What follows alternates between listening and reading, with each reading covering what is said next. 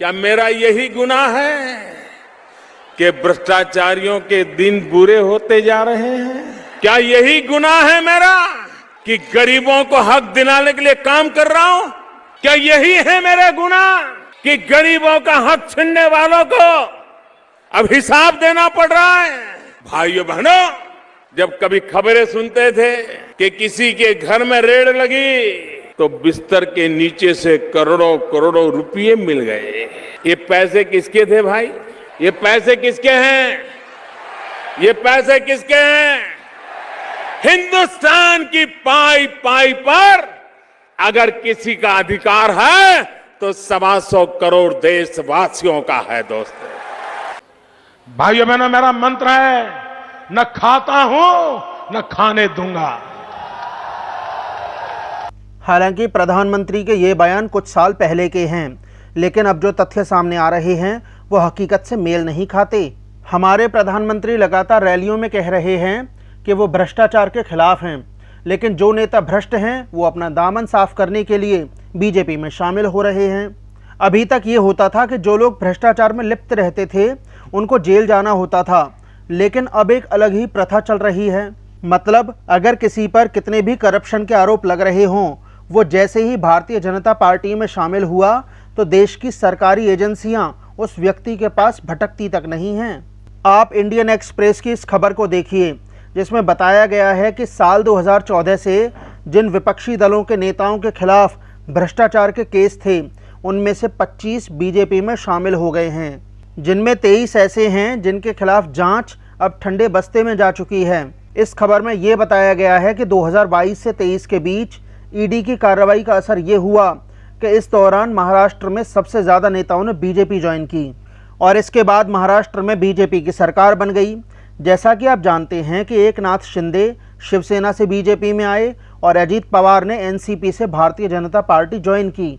लेकिन यहाँ पर यह सोचने वाली बात है कि जिन नेताओं के खिलाफ भ्रष्टाचार के मामले उजागर हुए वो जनता के बीच जाकर उसका विश्वास कैसे जीत पाएंगे। और एक विडंबना ये भी है कि देश में पिछले 10 साल से बीजेपी की सरकार है, लेकिन आज भी प्रधानमंत्री अपनी सरकार की कमी छिपाने के लिए कांग्रेस पर ही ठीकरा फोड़ते हैं।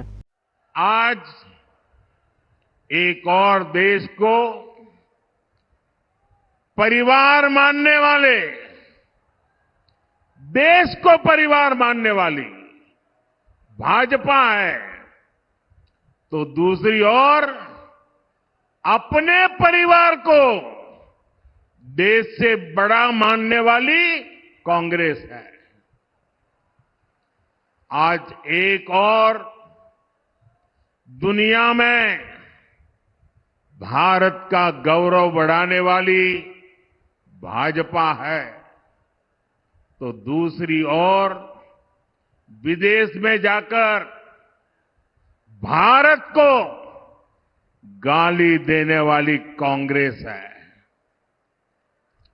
ऐसी देश विरोधी परिवारवादी ताकतों के खिलाफ राजस्थान हमेशा ढाल बनकर के खड़ा रहा है। राजस्थान ने 2014 में बीजेपी को 25 की 25 सीटें दी थी।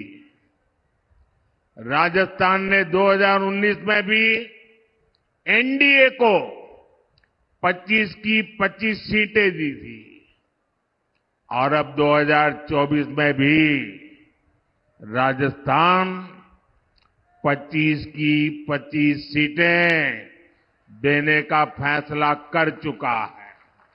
आपने देखा होगा कि अक्सर प्रधानमंत्री कहते हैं कि इस बार 400 पार, लेकिन आप सोचिए कि अगर इतनी सीटें आ भी गईं तो ऐसा होने पर बीजेपी क्या करेगी, उसे भी सुनिए।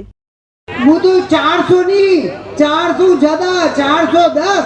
अगर पूरा 410 रहेगा पड़ा तो आपा जो छावेगा, जो संविधान में संशोधन आपा कर पावेगा।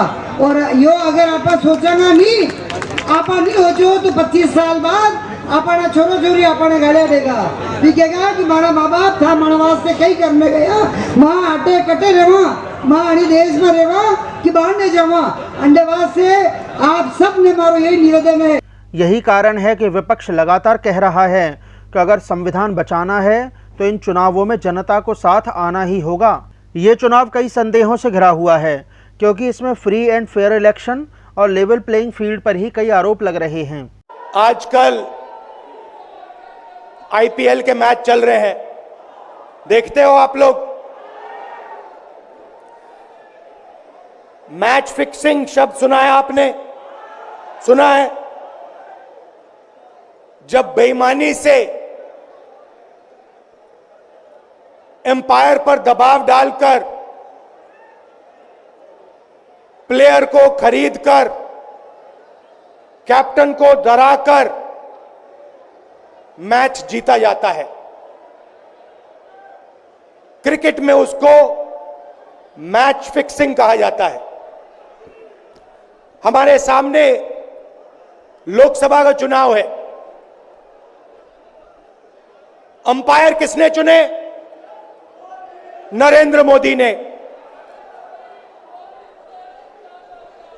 हमारी टीम में से मैच शुरू होने से पहले 2 खिलाड़ियों को अरेस्ट करके अंदर कर दिया।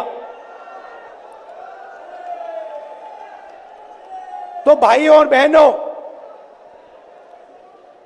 ये जो चुनाव हो रहा है, नरेंद्र मोदी जी इस चुनाव में मैच फिक्सिंग करने की कोशिश कर रहे हैं। ये जो उनका 400 सीट का नारा है, ये बिना ईवीएम के,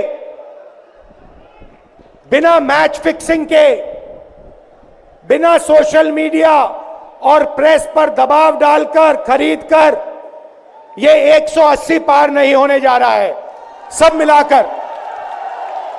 आप खुद सोचिए कि जब बड़ी संख्या में लोग कह रहे हैं कि 2024 का चुनाव बैलेट पेपर से हो, तो चुनाव आयोग फिर भी चाहता है कि आगामी लोकसभा चुनाव ईवीएम के भरोसे ही कराए जाएं। वैसे सही मायनों में कहा जाए तो ये भारत के ऐसे चुनाव हैं जिनमें चुनाव आयोग पर काफ़ी कुछ निर्भर करेगा।